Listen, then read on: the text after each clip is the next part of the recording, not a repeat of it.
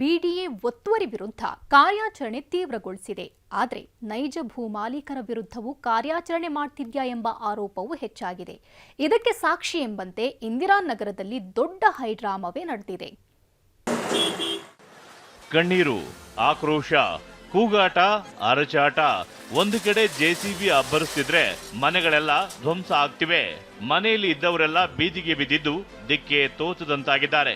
ಆಘಾತದಿಂದ ಮಹಿಳೆಯಂತೂ ಕುಸಿದು ಬಿದ್ದೇ ಬಿಟ್ಲು.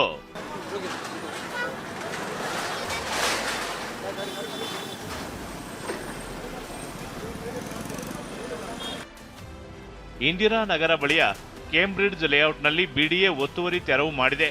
Survey number 7 ಮತ್ತು 8ರಲ್ಲಿ 60-40 ಅಳತೆಯ ಜಾಗವನ್ನ ಒತ್ತುವರಿ ಮಾಡಿಕೊಂಡಿದ್ದಾರೆ ಎಂಬ ಆರೋಪದಡಿ ಆಪರೇಷನ್ ನಡೆಯಿತು. ಆದರೆ 50 ವರ್ಷಗಳಿಂದ ನಾವು ಇದೇ ಜಾಗದಲ್ಲಿ ವಾಸವಿದ್ದೇವೆ. ನ್ಯಾಯಾಲಯ ತಡೆಯಾಜ್ಞೆ ಕೊಟ್ಟಿದ್ರು ತೆರವು ಕಾರ್ಯ ಮಾಡ್ತಿದ್ದಾರೆಂದು ನಿವಾಸಿಗಳು ಕಿಡಿಕಾರಿದ್ರು, ಆಕ್ರೋಶ ವ್ಯಕ್ತಪಡಿಸಿದ್ರು. ಅಧಿಕಾರಿಗಳ ಜೊತೆ ವಾಗ್ವಾದವೂ ನಡೆಯಿತು.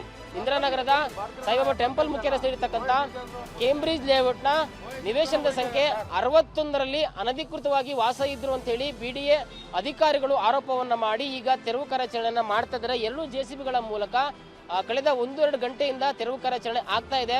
ಬಿಡಿಎ ಅಧಿಕಾರಿಗಳು ಡಬಲ್ ಇ ಮತ್ತೆ ಎ ಹಾಗೂ ಸ್ಥಳೀಯ ಪೊಲೀಸ್ ಅಧಿಕಾರಿಗಳಂದ್ರೆ ಇಂದಿರಾನಗರ ಪೊಲೀಸ್ ಠಾಣೆಯ ಸಿಬ್ಬಂದಿ ಕೂಡ ಸಮ್ಮುಖದಲ್ಲಿದ್ದಾರೆ. ಅವರ ಸಮ್ಮುಖದಲ್ಲೇ ತೆರವು ಕಾರ್ಯಾಚರಣೆ ಆಗ್ತಾ ಇದೆ.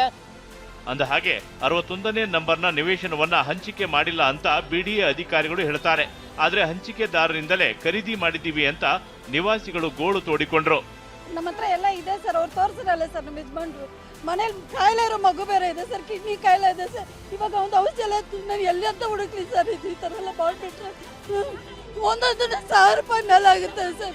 ನಾವು ಮನೆ ಕೆಲಸ ಮಾಡ್ಕೊಂಡು ಕೂಲಿನಲ್ಲಿ ಮಾಡ್ಕೊಂಡು ಇಲ್ಲಿದ್ದೀವಿ ಸರ್. ಇವಾಗ ಸಡನ್ ಆಗಿ ಬಿಸಾಡಿದ್ರೆ ನಾವು ಎಲ್ಲಂತ ಹೋಗ್ಲಿ ಹೇಳಿ ಸರ್. ಬೀದಿ ಪಾಲಾಗದೆ ಸರ್ ಮಕ್ಕಳನ್ನೆಲ್ಲ ಇಟ್ಕೊಂಡು. ಕಾಂಗ್ರೆಸ್ ಕಚೇರಿಗಾಗಿ ಈ ಜಾಗ ಕೇಳಿದ್ದು ಕೊಡದಿದ್ದಕ್ಕೆ ಹೀಗೆ ಮಾಡ್ತಿದ್ದಾರೆಂದು ಸ್ಥಳೀಯರು ಆರೋಪಿಸಿದ್ರು. ಶಾಸಕ ಎನ್ಎ ಹ್ಯಾರಿಸ್ ವಿರುದ್ಧವೂ ಆರೋಪಿಸಿದ್ರು.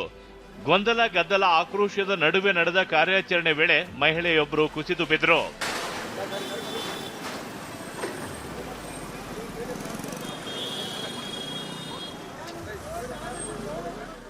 ವಿರೋಧದ ನಡುವೆ ನಡೆದ ಕಾರ್ಯಾಚರಣೆ ಹಲವು ಪ್ರಶ್ನೆ ಹುಟ್ಟು ಹಾಕಿದೆ.